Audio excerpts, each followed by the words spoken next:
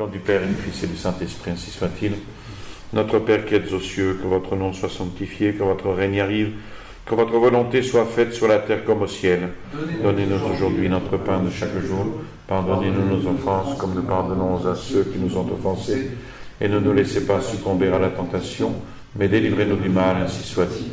Saint Pilice, au nom du Père et du Fils et du Saint-Esprit, ainsi soit-il.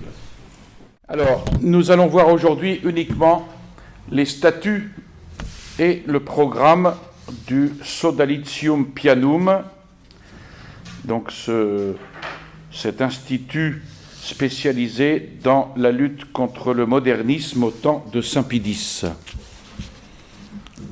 Alors ici, ce sont les statuts et le programme tels qu'ils ont été édités en 1913. Alors, d'abord, il n'existe aucune trace d'approbation particulière, mais il résulte du contexte de la documentation que les statuts et le programme, les statuts c'est pas très intéressant, mais le programme est très intéressant. Il résulte donc du contexte de cette documentation que les statuts et le programme étaient connus du cardinal Delay, et qu'à ce moment-là, il s'agissait seulement de donner au Sodalitium Pianum un texte de statut complété et adapté selon l'esprit de l'approbation générale du 25 février 1912. Donc le texte se compose de deux parties distinctes. Les statuts du Sodalitium Pianum, qui révèlent l'organisation de l'œuvre. Le centre est à Rome et il y a des groupes privés en dehors de Rome, des cercles ou des congrès sans formalité et qui s'obligent à réaliser le programme du Sodalitium Pianum en se maintenant en contact avec le centre romain. Et puis le programme qui se situe dans la phraséologie et la formulation duquel on sent tout de suite la mentalité de Monseigneur Benini, donc président de ce Sodalitium Pianum, directeur, et toute sa large conception de la vie et de l'action catholique dans le sens intégral, ou encore dans chaque aspect, sous chaque aspect, dans chaque manifestation. Et on entrevoit le heurt inévitable dans les rapports avec des catholiques libéraux ou modernistes. Donc même les antithèses répétées qu'on va trouver dans le programme, à chaque fois il y a pour, contre, même les antithèses répétées font sentir cette ambiance dans le Sodalitium Pianum, cette ambiance de lutte, et de lutte implacable qui se répandait effectivement dans l'organisation de Monseigneur Benini contre toute attitude moderniste. Et ce document, il est d'une importance capitale, ce programme. La lettre et l'esprit sont sans aucun doute louables. Si par suite, on l'avait vu, si par suite l'application ou l'exécution a parfois péché par excès ou par imprudence, ce n'est pas en soi la faute du programme. C'est la faute de tout être humain, de tomber parfois dans certains excès ou certaines imprudences. Mais ce n'est pas dans le programme. Il faut surtout remarquer que le programme, ainsi qu'il est exposé sur le papier, répond aux idées et aux intentions de Saint Pilice, qui voulait ramener le monde à la pleine restauration dans le Christ, sans aucun compromis d'aucune sorte. Alors d'abord les statuts. Sodalitium Pianum ou Ligue de Saint Pie V. puisqu'ils avaient pris pour patron Saint Pie V. Alors, premier point des statuts, le Sodalitium Pianum, appelé ainsi en l'honneur de Saint Pie V, vaillant défenseur de l'Église et du monde catholique contre les ennemis intérieurs et extérieurs au début de l'époque moderne. Le Sodalitium Pianum, donc, c'est quoi? C'est une entente romaine de groupes catholiques romains intégraux qui acceptent ces statuts et le programme qui y est joint. Ces groupes, qui sont composés d'au moins 3 personnes, peuvent être des comités ou autres organisations catholiques, aussi bien que de simples réunions familières et amicales. Deuxième point, l'objet du Sodalitium Pianum. Il a pour but d'assurer à ces groupes, que nous avons vus au premier point, fédérés, leur assurer les avantages d'une entente fraternelle dans leur œuvre catholique intégrale selon les directives papales. Voilà l'objet. Troisième point, le Sodalitium Pianum vénère comme ses patrons célestes Notre-Dame auxiliaire des chrétiens. On trouve cette expression dans les litanies de la Sainte Vierge. Saint-Pierre et Saint-Paul qui sont les princes des apôtres et Saint Pie V. Les membres de chaque groupe fédéré prieront chaque jour pour l'Église et pour le souverain pontife. Quatrième point, un groupe fédéré s'oblige envers le Sodalitium Pianum, c'est-à-dire la diète, le mouvement. Un groupe fédéré s'oblige à observer ses propres statuts, les normes, les règles, etc., présentées par lui au Sodalitium et approuvées par celui-ci, avec l'obligation de ne pas les modifier sans l'assentiment du Sodalitium Pianum. Il s'oblige aussi à observer les statuts et le programme du Sodalitium, à ne pas s'unir avec d'autres ententes, d'autres ligues, etc., sans l'assentiment préalable du Sodalitium Pianum, et puis à envoyer à celui-ci une offrande annuelle que chaque groupe fixera chaque fois pour contribuer aux dépenses de l'œuvre. C'est la participation comme à toute association. Cinquième point, le Sodalitium est régi par une diète qui est composée d'ecclésiastiques, au moins au nombre de 3, dont un est le directeur général du Sodalitium Pianum et un autre le secrétaire du Sodalitium Pianum.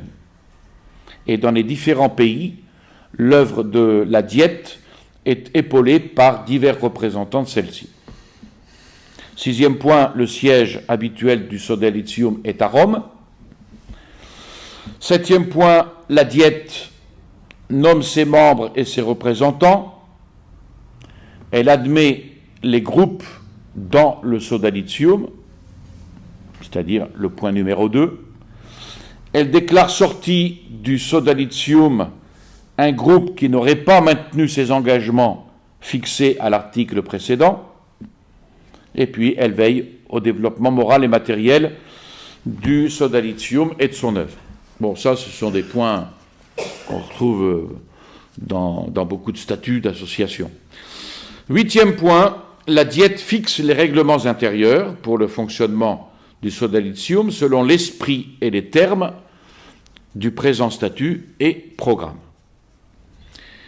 Et il note que le Sodalitium Pianum a été encouragé par le Saint-Siège, par le pape Saint Pie X notamment, les fameux rescrits autographes de Saint Pie X du 5 juillet 1911, du 8 juillet 1912 et une lettre de la Sacrée Congrégation du Consistoire le 25 février 1913.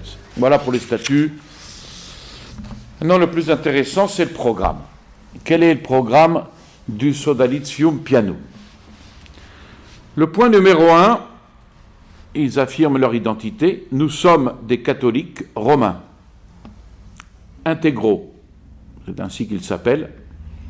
Et comme ce mot l'indique, le catholique romain intégral accepte donc intégralement la doctrine catholique, la discipline, c'est-à-dire le droit canon, les directions ou les directives du Saint-Siège et toutes les conséquences légitimes du Saint-Siège pour l'individu et pour la société. Il est papiste, c'est-à-dire clérical, antimoderniste, antilibéral, antisectaire. Donc il est intégralement contre-révolutionnaire. Là, il n'y a pas de place pour la révolution. Parce qu'il est l'adversaire non seulement de la révolution jacobine et du radicalisme sectaire, mais également ennemi, adversaire du libéralisme, que ce soit libéralisme religieux ou social. Il reste absolument entendu qu'en disant catholique romain intégral, on n'entend point modifier d'une façon quelconque le titre authentique et glorieux de catholique romain. Puisque le catholique, s'il est romain, et s'il est catholique, il est intégral. Le mot intégral signifie seulement intégralement catholique romain. Sans compromis, c'est-à-dire pleinement, simplement catholique romain.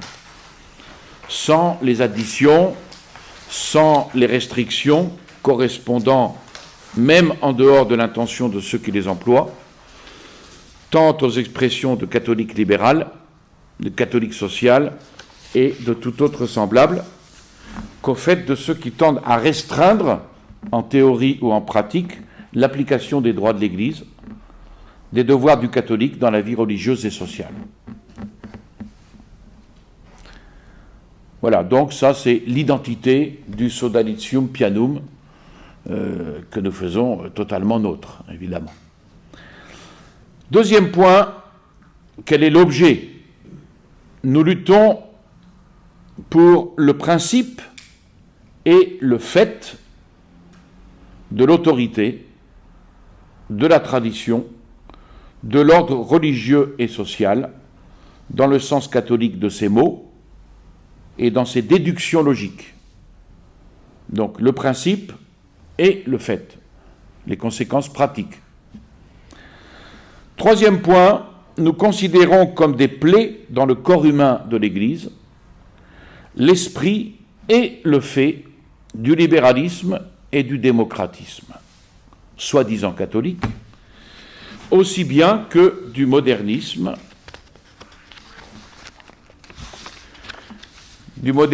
intellectuel et pratique, du modernisme radical ou modéré avec leurs conséquences. Évidemment, ce troisième point, nous le faisons nôtre totalement.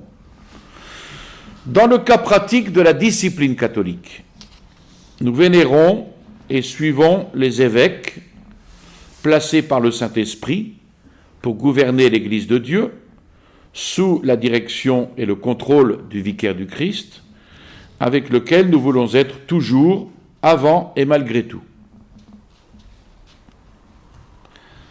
Cinquième point, la nature de l'Église nous enseigne, et son histoire nous le confirme, que le Saint-Siège est le centre vital du catholicisme.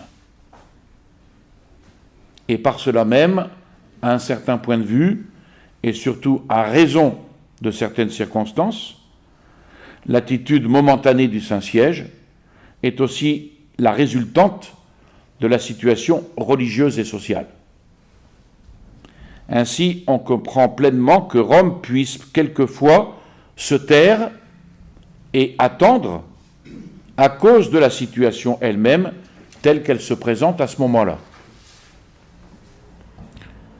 En de tels cas, nous nous garderons bien d'en prendre prétexte pour rester inactifs devant les dangers et les dommages de la situation. dès que dans chaque cas,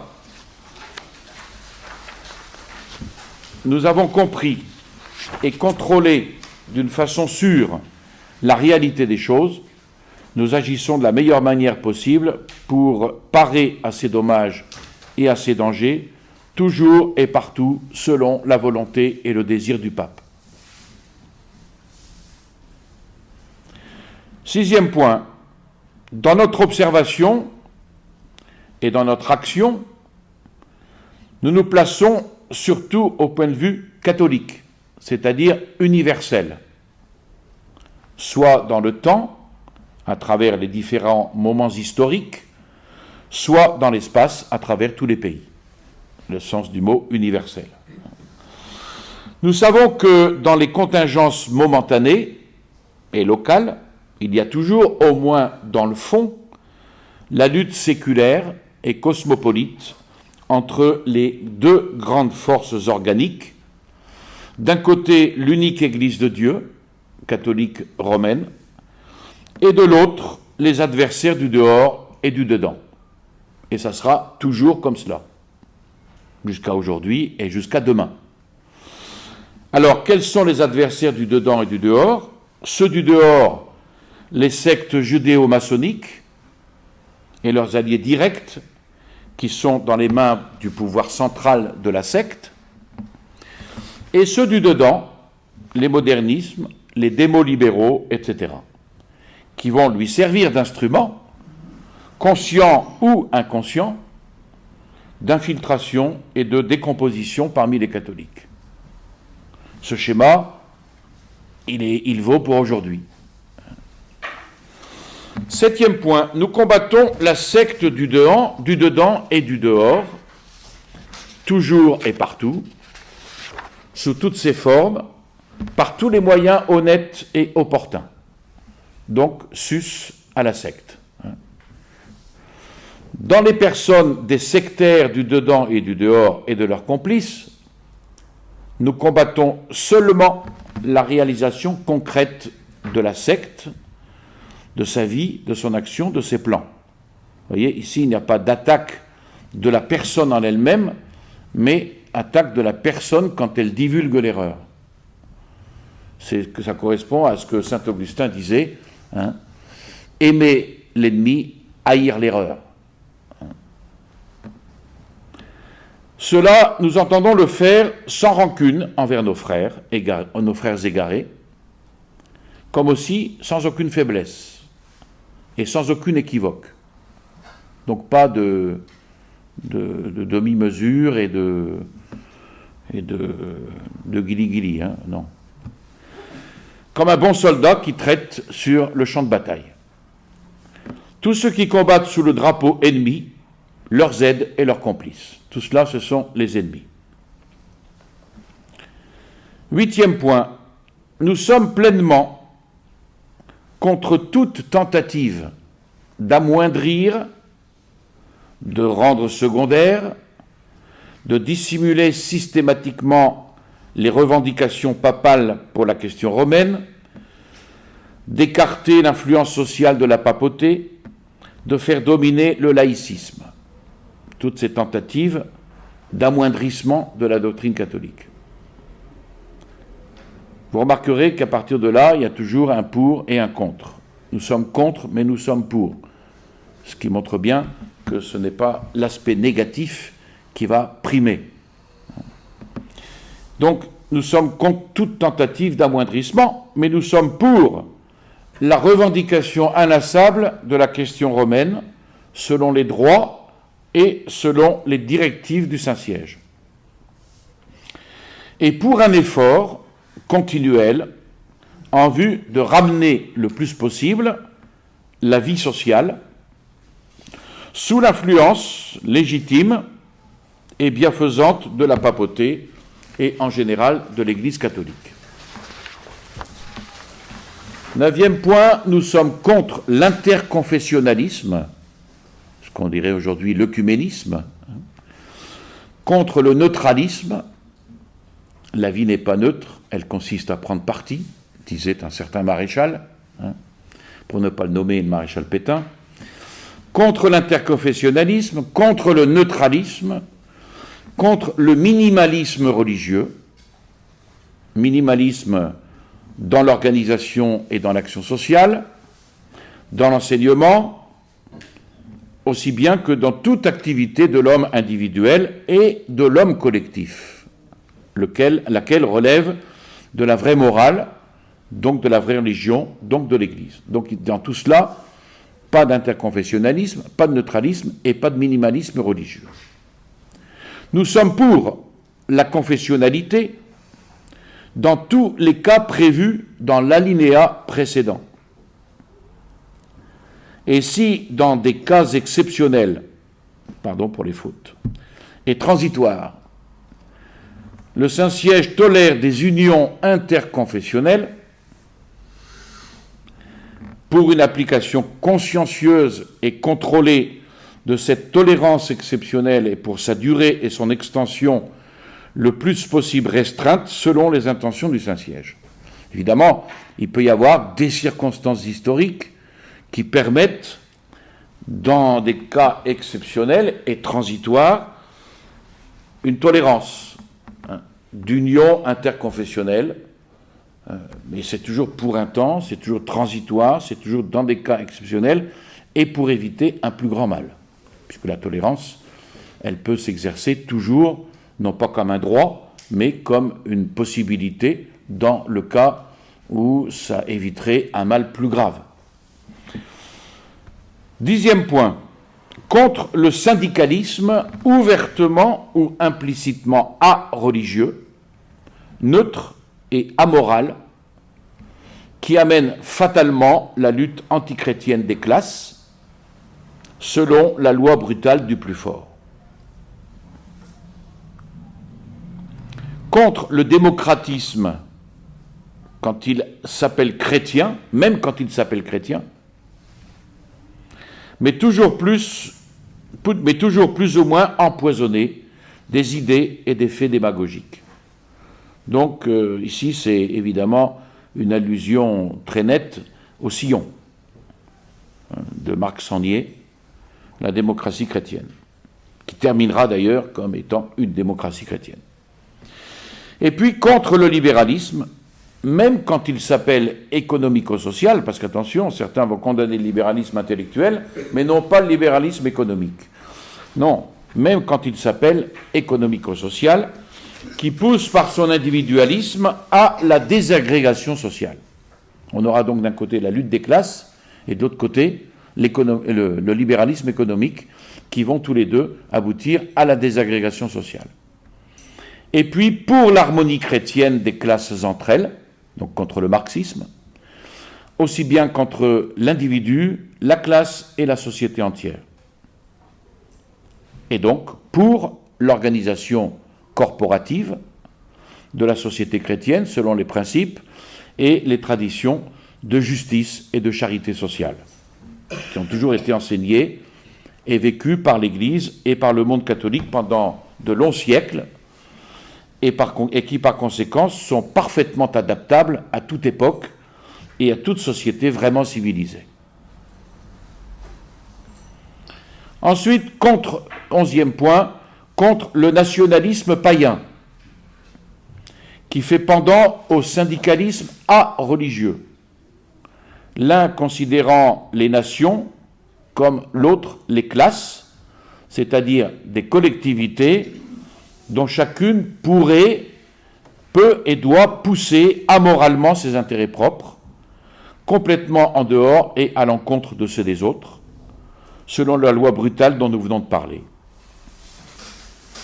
Donc contre ce nationalisme païen, et donc contre l'antimilitarisme et le pacifisme utopique, exploité par la secte dans le but d'affaiblir et d'endormir la société sous le cauchemar judéo-maçonnique. Et pour le patriotisme, saint et moral, patriotisme chrétien, dont l'histoire de l'Église nous a toujours donné des exemples splendides. Moi, je suis très frappé de l'actualité de ce programme. Et en plus, encore plus au numéro 12, contre le féminisme. On est en 1912, 13. Donc, 12e point, contre le féminisme, qui exagère et qui dénature les droits et les devoirs de la femme, en les mettant en dehors de la loi chrétienne, contre la coéducation des sexes, c'est-à-dire la mixité dans l'enseignement, et contre l'initiation sexuelle de la jeunesse. On est au début du siècle. Et que dire maintenant?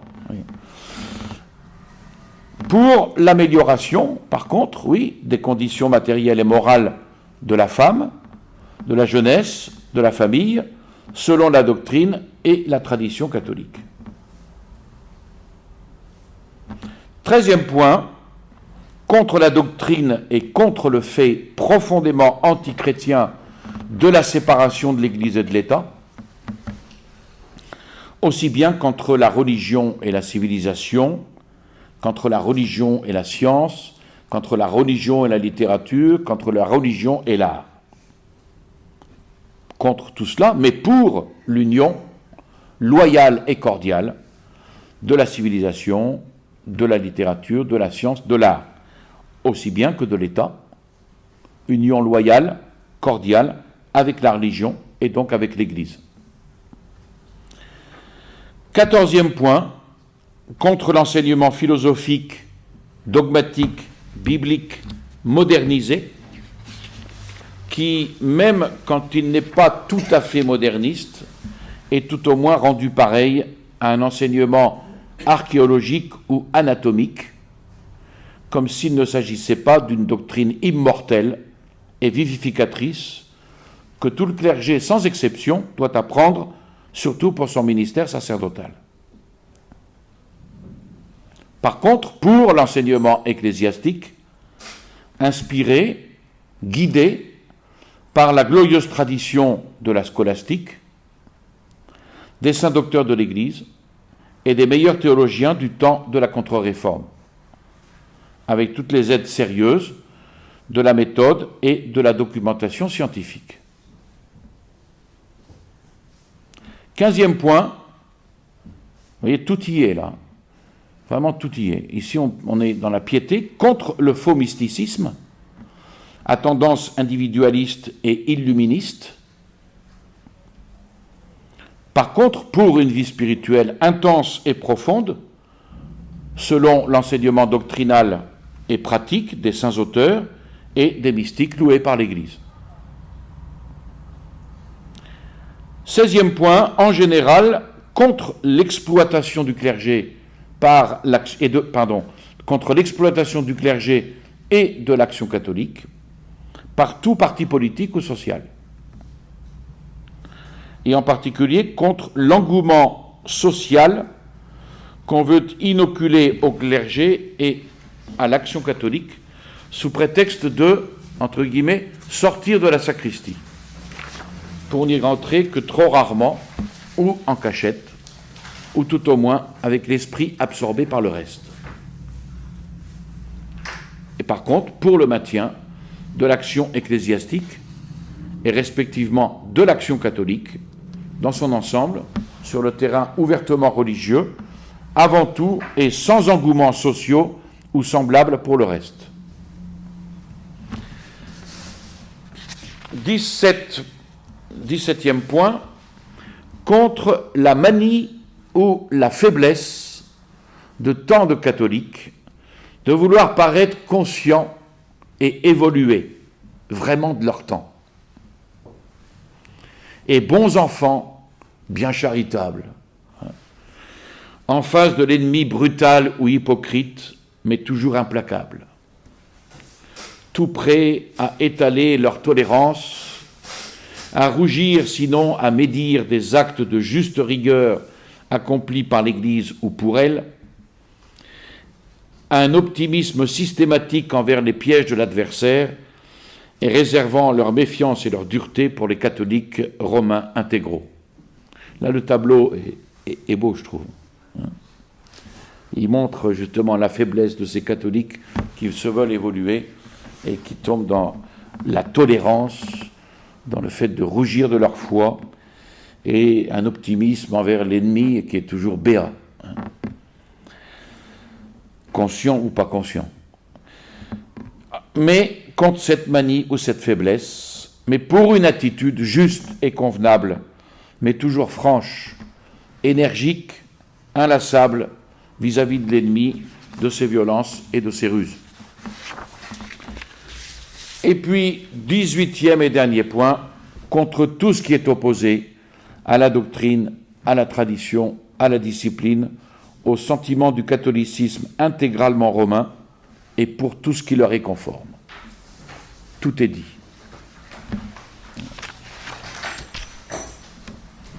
Et on comprend l'attitude de Saint Pie X qui louait ce Danicium Piano. Je vous salue Marie, pleine de grâce, le Seigneur est avec vous. Vous êtes bénie entre toutes les femmes, et Jésus, le fruit de vos entrailles, est béni. Sainte Marie, Mère de Dieu, priez pour nous pauvres pécheurs, maintenant et à l'heure de notre mort, ainsi soit-il. Au nom du Père et du Fils et du Saint-Esprit, ainsi soit-il.